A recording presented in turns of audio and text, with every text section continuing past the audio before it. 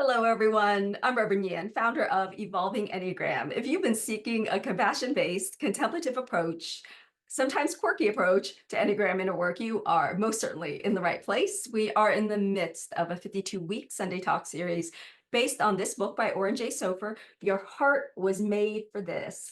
Last week, we started on the theme of resolve, focusing on how the harmony triads of the Enneagram can support us in cultivating greater resolve. And today, as I continue on this theme of resolve, I want to also continue on the theme of bringing forth some of the gems of the harmony triads for you from a slightly different perspective. So today we'll be talking about Olympian Resolve, having a little fun here. Olympian Resolve becoming an Enneagram Triathlete. So, ready? On your mark, get set, let's go. So today's talk will be threefold. I want to just briefly reflect on the Olympics and what's kind of come up for me on the topic of resolve in relationship to the Olympians. And then in the second part, I want to talk about the somatic approach to the Enneagram of harmony, some of the teachings there. And in the third part, I want to invite you into a brief contemplative practice because we haven't done one together here online in a while. And I really, just like all athletes, right? What we want to do is the actual training and practice. I'm probably an Olympic moderate in the sense that I'm not so passionate that I'm watching it all the time, nor am I completely apathetic. But what really happens is it shows up on my social media feed, and so I get like the highlights. But the ones I want to focus on are Simone Biles and the pommel horse hero Stephen Netter-Rozic. And both happen to be gymnasts, and gymnastics is kind of one of my favorite things to watch. Understanding a little bit about their context or background, well, a few things come up. One is with Simone Biles, to understand, to just not even fully comprehend from the outside, the resolve that it must have taken, to get to the Olympics as she did in the past, in the Tokyo Olympics, and then leave for her mental health. Or, I would actually believe it's also for her physical health and safety because she was getting the twisties, apparently, where what her mind was communicating, like, wasn't registering with her body, which could be extremely dangerous for a gymnast, right? But for her to step aside from the momentum of what was going on and then go back and train mentally and physically and come back to these Olympics and to show up as powerfully and confidently and in flow as she did is remarkable, right? And then also Stephen Netter-Rozic on the pommel horse, what was particularly impressive to me about him was that he didn't have perfect vision, or he doesn't have it. And so he has that physical, uh, I don't want to call it exactly a disability. I think he does call it that though. But a disadvantage, right? At like this massive sporting event.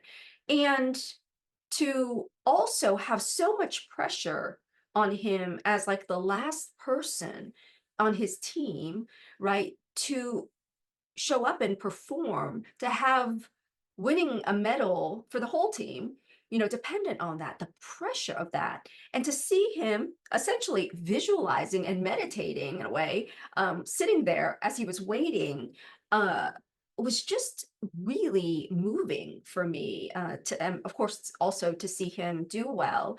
And of course, I tend to like these people because, again, I only have a media impression, but it does matter to me that these athletes are also seem to be good citizens, right? Like there's a well-roundedness to who they are in the world that doesn't also seem pompous, if you will, or arrogant. And so there's much that I really adore about these athletes. And I want to extend it to say that in general, what the Olympics watching the Olympics and hearing some of their stories, and by the way, there is a documentary, I think on Netflix, about Simone Biles, and so I watched that as well for context, that they remind me that what we think of as humanly possible is really just an idea, right? Everyone who has broken a record around like the fastest of this or the highest jumper in that,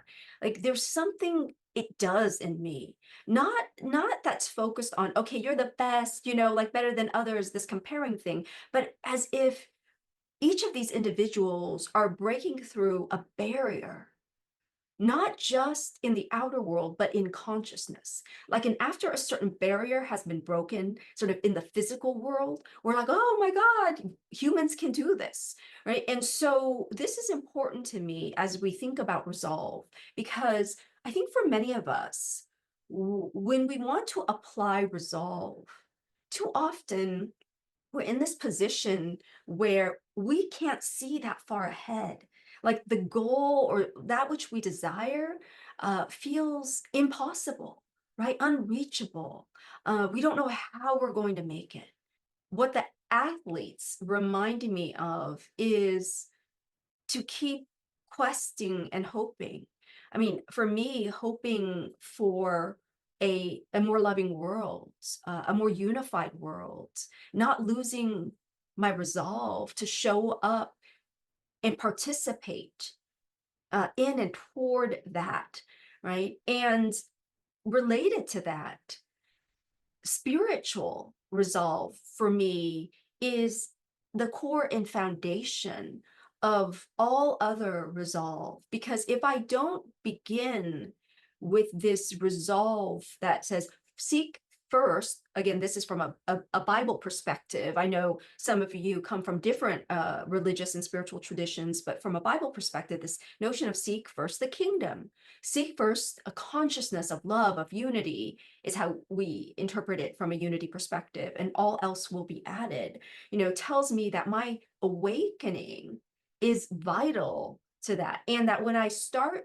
to focus on my worldly goals and, you know, I want resolve to achieve this, my life is stressful and filled with suffering. Whereas if I focus on my spiritual resolve, my connection, and my connection to spirit and my awakening, then something else emerges, right? And so that's the sense from which I want to invite this notion of Olympian resolve. You can even, I actually started to think about Mount Olympus and as the top of the triangle, almost like the gods. It's just a representation, it's a metaphor, but that 9 point on the Enneagram and that inner triangle being that. Oh, I want to also say that this shirt that I'm wearing, last September, I turned 50 years old. And the month after that, I ran a half marathon and raised money for World Vision. And so I thought I'd wear my little shirt here. But so World Vision supports bringing water to children in third world countries, right? So that's what this shirt is about in part. But I also just love the idea that it's about a world vision as well. And so this is part of why I decided to wear this shirt today, just as that reminder. Howard Thurman said, the sound of the genuine is flowing through you. Don't be deceived and thrown off by all the noises that are a part, even of your dreams, your ambitions, so that you don't hear the sound of the genuine in you, because that is the only true guide that you will ever have. And if you don't have that, you don't have a thing. The sound of the genuine is flowing through you. I love that he used the word flowing here, because in so much of the spiritual literature, this idea that when we are connected to source, there is like a divine flow, a divine dance, even Father Richard Rohr calls it. And so I want to invite this notion that in a world filled with distractions, Olympian athletes focus on their discipline and their practice. And so today I want to just invite this reminder about the importance of spiritual practice, spiritual disciplines. And I know that just being human, We can, there's so many distractions in our world and so many diversions from this path, right?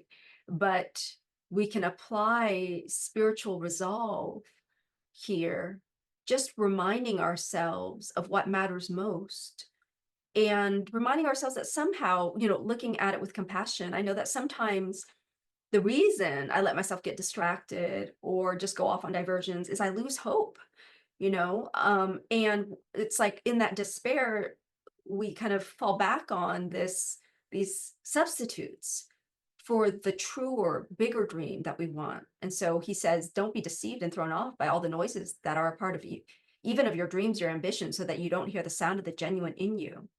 Like there's something about like the shallowness of our outer desires that is different from this genuine dream within us.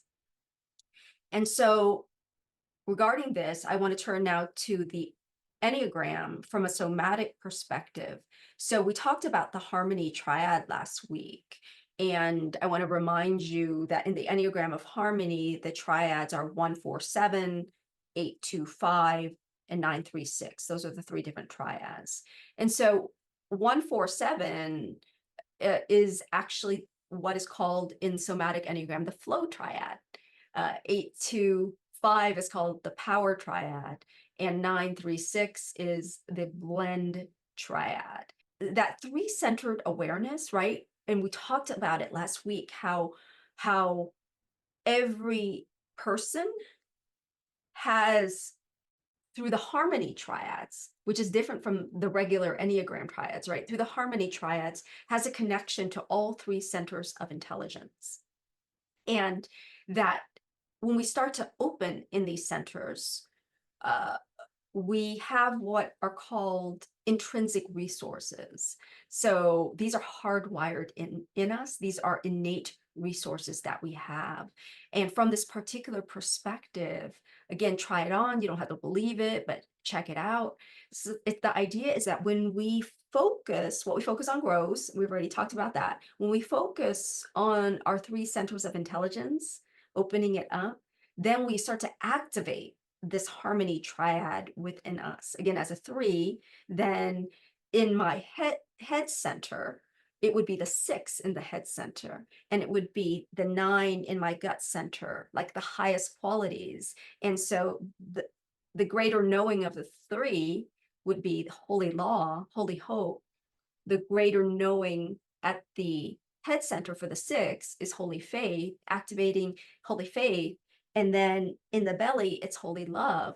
And so there's something about the expression of this that allows for integration, but also resolve that comes from a spiritual place. So the invitation is to consider. So I invite you to go back to last week's talk to look at your particular triad and the qualities associated with it, right? So the higher qualities associated with it. And then now I invite you into a practice to help you to activate all three centers. So ready? I invite you to take this opportunity now to close your eyes. If you're not driving, if it's safe to do so. So I invite you, as you close your eyes, to begin simply by receiving your breath.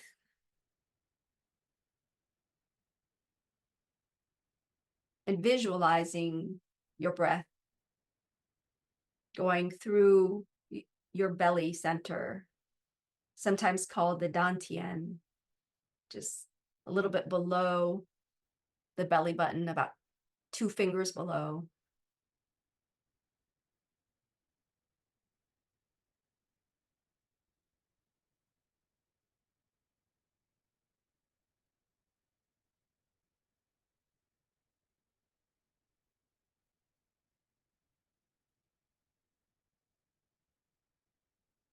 And just sense what it's like to activate that part of you with your breath, to bring awareness to it.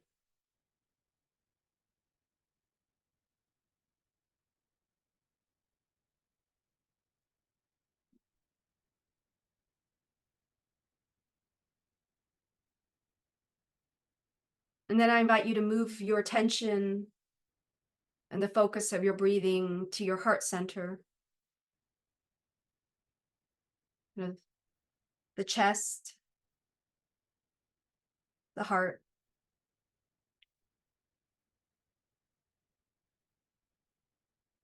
Activating that center through your attention on it.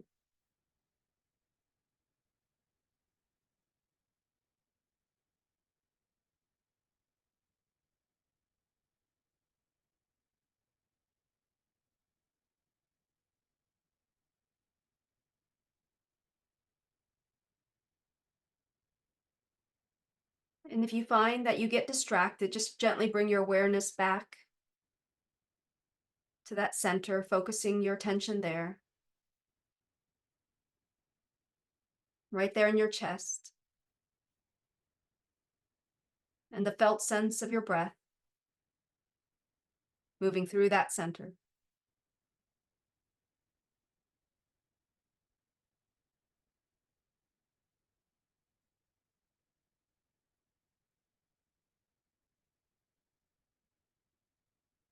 And now I invite you to bring your awareness to your head center. You might even focus on that area in your forehead, right between the eyes, and then back into your head, the pineal gland, sometimes called the third eye,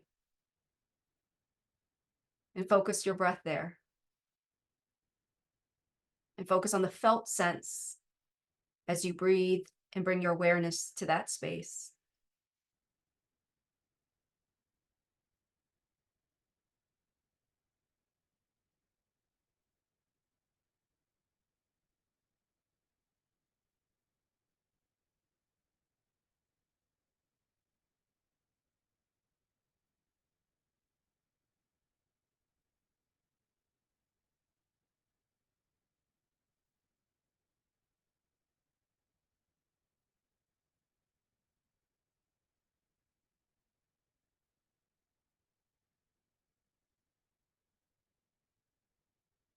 Yeah, notice what was that like for you to focus your breath in those three areas, those three centers, focusing on the felt sense of your experience.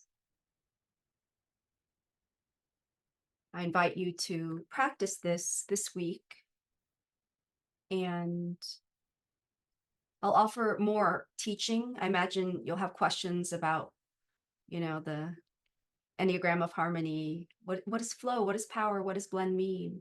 But for now, I invite you to just consider what the experience, the direct experience is like, right?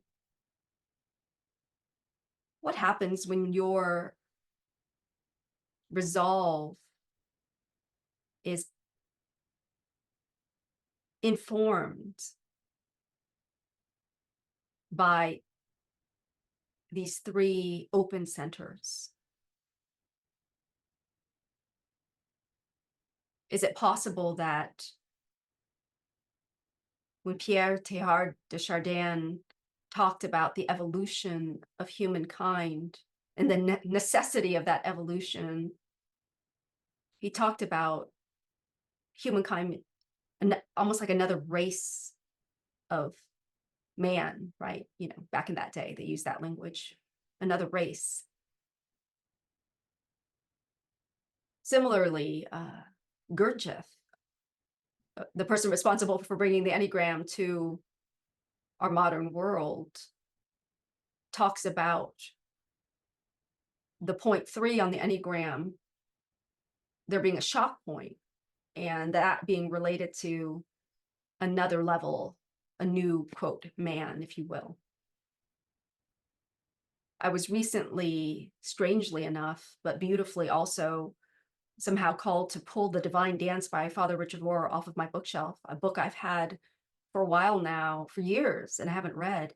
And lo and behold, it's about the Trinity and the law of creation expressed in the trifold nature of existence, So I want to close by saying that I often teach that the Enneagram circle represents our wholeness.